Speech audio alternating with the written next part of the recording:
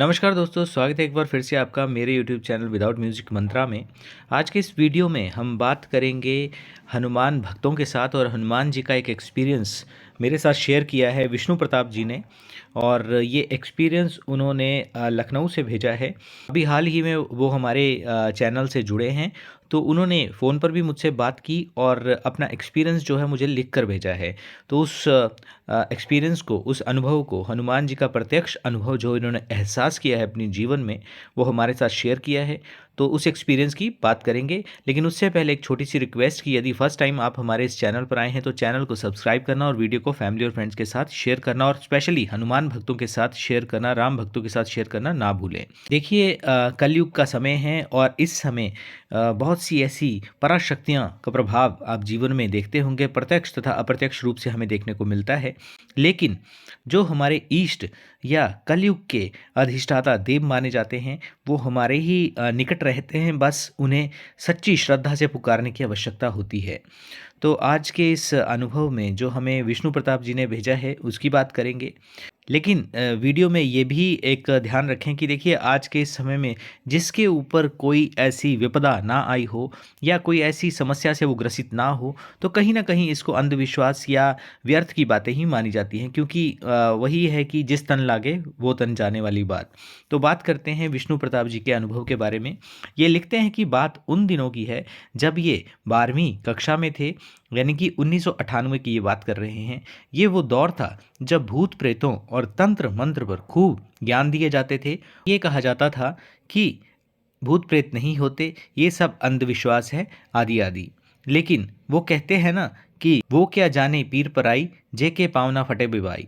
खैर, उस समय मेरे ही गांव के एक परिवार ने 13वीं के भोज में उनके घर के प्रेतों को मेरे भाई के ऊपर भेज दिया, जब वो मात्र 11 साल का था और चौथी कक्षा में पढ़ रहा था। वो दिन रविवार का था, मुझे आज भी याद है। उस समय दूरदर्शन पर शाम को अमिताभ बच्चन जी की अजूबा फिल्म आ रही थी। मज़े की बात यह है कि मेरे भाई को किसी के घर में जाकर खाना खाना बिल्कुल भी पसंद नहीं था, लेकिन सबके कहने पर वो गया था और वहाँ से आते ही एकदम संज्ञा शून्य हो गया, विवेकहीन हो बैठा। मुझे कुछ अजीब सा लगा, तो पिताजी ने और मैंने पूछा कि क्या हुआ। वो शांत बैठा रहा और अजनबियों की तरह मुझे देखता रहा। उसके बाद उसने खेलना और कूदना भी बंद कर दिया, एकदम से शांत हो गया। फिर लगभग एक हफ्ते के पश्चात और भी स्थिति गंभीर हुई। एक हफ्ते के पश्चात जब भी उसे कुछ खाने के लिए दिया जाता तो उसे उसमें कीड़े दिखाई देने लगते और उसने धीरे धीरे खाना छोड़ दिया। दूध को खून बताने लगा। तब हमने गांव में ही झाड़ फूंक करने वाले एक व्यक्ति को बुलाया। उसने बताया कि इस पर किसी प्रेत का साया है और उनके कुछ प्रयोग करने से उसे आराम हुआ, तो उसने खाना खाया। 2 दिन बाद स्थिति और गंभीर हो गई। अचानक रोने लगा, कभी रोने लगता, कभी बहुत गंभीर आवाज़ें निकालता, कभी बोलता जा रहा कि मेरे शरीर में हड्डी नहीं है, और अचानक से खड़ा हुआ। उस समय उसकी सांस एक क्रोधित बैल की तरह चल रही थी और घर के बाहर जाने लगा। तो मेरे बड़े भैया और दादाजी ने उसे पकड़ लिया, लेकिन मात्र 11 साल के बच्चे में इतनी ताकत कहाँ से आ गई कि उन दोनों को एक झटके में धकेल दिया और बाहर निकल गया। तब तक हमारे 2 और पास में रहने वाले चाचा जी भी आ गए। उन्होंने उसे पकड़ लिया। एक साथ उसे 4 लोगों ने जकड़ रखा था, लेकिन सबको ये लग रहा था कि ये हाथ छुड़ाकर भाग जाएगा। तभी बड़े दादा ने हनुमान जी से प्रार्थना शुरू कर दी और उनके नाम से विभूत उसके मस्तक पर लगा दिया। उसके तकरीबन 5 मिनट भी नहीं बीते होंगे और उसका शरीर ढीला पड़ गया और वो बेहोश होकर चाचा जी की बाहों में झूल गया। आज आपको ये लिखते लिखते फिर से वो मंजर मेरी आंखों में आ गया है। फिर दादाजी ने कहा कि इसे इलाहाबाद, अब जो प्रयागराज के नाम से जाना जाता है, वहाँ ले जाओ और किसी ज्ञानी को दिखाओ। हम सब वहीं प्रयागराज में रहकर पढ़ाई किया करते थे।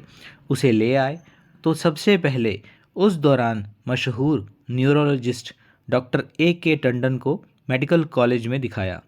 उन्होंने ढेर सारी दवाइयाँ दी और बताया कि इसे बॉडी डिसऑर्डर हो गया है और ठीक हो जाएगा शीघ्र ही। लेकिन उसके बाद उसकी तबीयत और तेज़ी से बिगड़ने लगी। तकरीबन 1 महीने तक इलाज करवाया, लेकिन किसी भी प्रकार का कोई फ़ायदा नहीं हुआ। अब भाई खड़ा भी नहीं हो पाता था। उसे लगता था कि शरीर में हड्डियां नहीं हैं, खाने में खून और मांस और कीड़े ही उसे दिखाई देने लगे थे। कभी शांत रहता तो कभी असीम ताकत से भरकर इधर उधर भागने लगता, कभी बहुत ही भयंकर आवाज़ें किया करता था। इसी बीच हमने उन सभी बाबाओं के पास उसे दिखा लिया था जिनके बारे में पड़ोसियों ने बताया था। सब के सब असरहीन सिद्ध हुए। मैं नया नया विज्ञान का विद्यार्थी था। मुझे लगता था कि ये नाटक कर रहा है ताकि पढ़ाई ना करनी पड़े, परंतु जब उसे रोकने के लिए मैंने पकड़ा तो उसकी ताकत को देखकर मैं पसीना पसीना हो गया। उस समय घर पर छोटी बहन और बीच वाला भाई ही था। उसे रोके रखना मेरे अकेले की बात नहीं हो रही थी, तो मैंने भी बजरंग बली को पुकारा और उसे रोकने के लिए हनुमान चालीसा का पाठ करना शुरू कर दिया। एक पाठ समाप्त हुआ और दूसरा शुरू ही किया था कि वो मेरी बाहों में झूल गया। मैं रोने लगा था। तब मुझे ये एहसास हुआ कि ना तो भूत प्रेत झूठे हैं और ना ही देवी देवता या भगवान। प्रत्यक्ष को क्या प्रमाण। मेरी हनुमान जी पर श्रद्धा और अधिक बढ़ गई। वो रात तो किसी तरह बीत गई, लेकिन हम सबको ये डर सताने लगा कि अब ये नहीं बच पाएगा।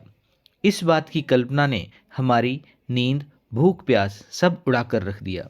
बहुत लाडला था मेरा भाई। पूरा मोहल्ला अपनी ओर से जो कुछ हो सकता था वो कर रहा था।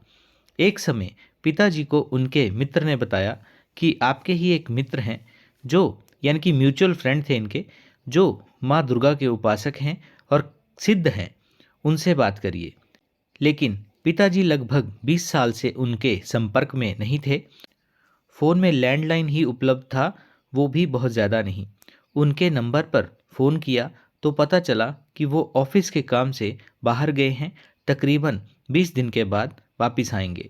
ये सब जानकर हम और भी मायूस हो गए, लेकिन उनका वहाँ का नंबर मिल गया और पिताजी ने उनसे स्वयं बात की और वो बोले कि अगले हफ्ते ही मैं आ जाऊँगा, रविवार को अपने बेटे को मेरे पास लेकर आ जाओ। तब तक आप लोग हनुमान चालीसा और दुर्गा चालीसा का पाठ नियमित उसके पास किया करो। ये बात शुक्रवार की थी। दिन में बात हुई थी पिताजी से। वह दिन और रात किसी तरह बीत गए, लेकिन शनिवार का दिन भयानक था। सामान्यतः शनिवार मंगलवार को ही मेरे भाई की तबीयत बहुत ज़्यादा बिगड़ती थी। सुबह से ही उसकी तबीयत बिगड़ने लगी और वो बोलने लगा कि बहुत भयंकर दर्द हो रहा है भैया, क्या मैं मर जाऊंगा, मुझे बचा लो। हम सब रोते जा रहे थे, लेकिन कुछ भी कर नहीं पा रहे थे। तब बगल की आंटी ने कहा कि लो वान लाकर जलाओ तो आराम होगा। मैं तुरंत भागकर लो वान लेने के लिए गया और मन ही मन में हनुमान जी से प्रार्थना भी करता रहा कि हे प्रभु मेरे भाई को बचा लो, मालिक कुछ तो चमत्कार करो, हे प्रभु मेरा भाई मेरा बहुत प्रिय है।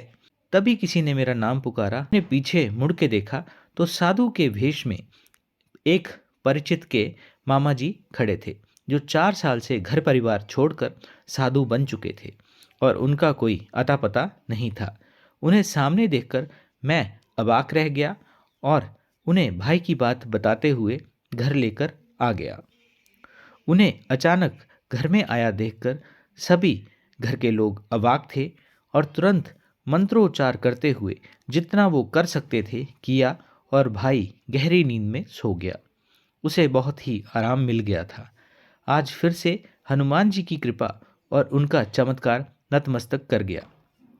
मामा जी भी थोड़ी देर में निकले तो माँ बोली उनको बुला लो, कम से कम पानी तो पिला दो। उनके निकलने के मुश्किल से 2 मिनट बाद ही मैं उन्हें ढूंढने के लिए निकला, परंतु उनका कोई भी अता पता नहीं चला कि वह किस तरफ चले गए। अब अंतिम किरण वही दुबे अंकल ही नजर आ रहे थे, पिताजी के मित्र जो अगले हफ्ते मिलने वाले थे, लेकिन होनी को कुछ और ही करना था। भाई शाम तक सोता रहा। 7 बजे अचानक उठ गया। उठते ही फिर से वही स्थिति बन गई।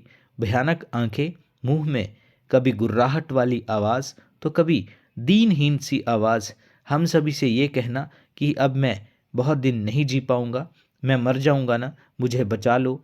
उसके ये शब्द हमारे सीने को छलनी कर देते। 10 बजते बजते उसकी सांसें उखड़ने लगीं।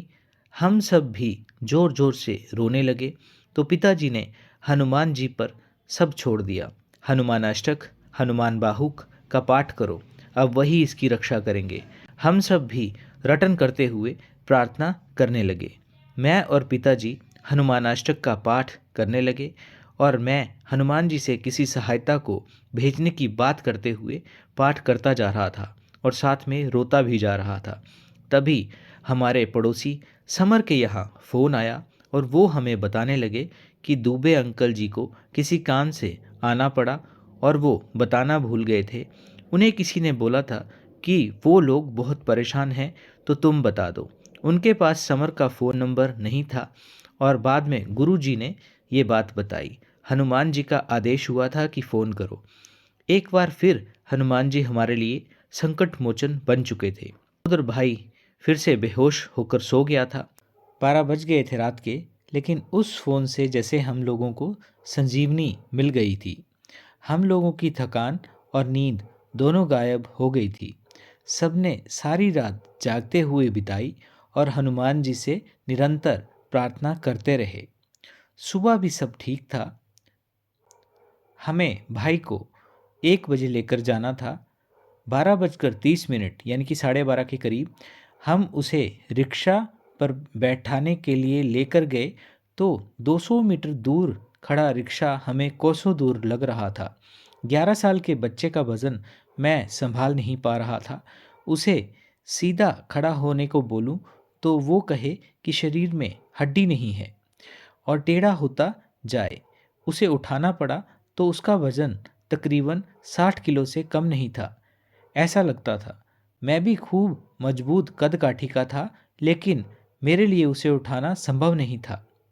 लगभग 30 मिनट के पश्चात हम दुबे गुरुजी के घर पहुंच चुके थे और सिविल लाइन रेलवे कॉलोनी के पास वो रहा करते थे और तकरीबन 1:30 बजे हमें वो छत पर लेकर आ गए।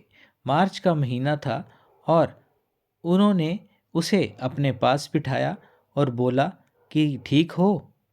भाई मुस्कुराया और भारी पुरुषों वाली आवाज़ में बोला, तुमसे मतलब?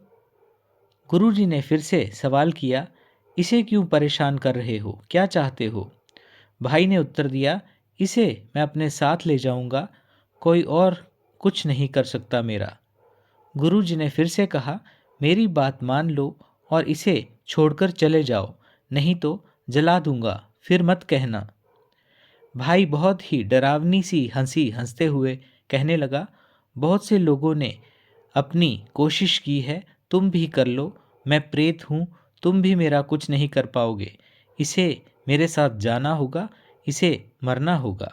इसके बाद गुरुजी ने उसके मस्तक पर हाथ रखा और मंत्र पढ़ने लगे।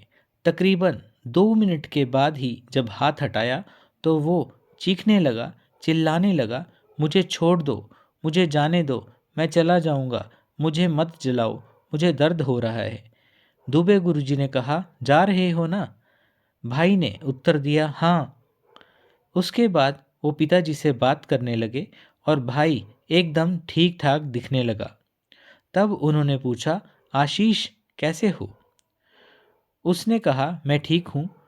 लगभग अगले 10 मिनट में भाई ने तकरीबन 50 बार मुझे कहा होगा कि चलो भैया घर चलते हैं, चलो भैया घर चलते हैं। दुबे अंकल जी ने कहा, 2 मिनट रुकना, मैं अभी आता हूँ, उसके बाद में ही घर जाना। वो आए और माता रानी का प्रसाद भी साथ में लाए थे। हम सब ने ले लिया तो बोले, आशीष इधर आओ और यहाँ बैठो। उसे हमसे तकरीबन 7 मीटर दूर बैठाकर पिताजी के पास आए और बोले, बहुत जिद्दी और शक्तिशाली ये प्रेत है, ये जाने का नाटक कर रहा है, छोड़कर गया नहीं है अभी, अभी देखना। और फिर से उनके मंत्रोच्चार शुरू करते ही वो कभी रोने लगता तो कभी जलने की बात बोलता हुआ कभी चुप हो जाता।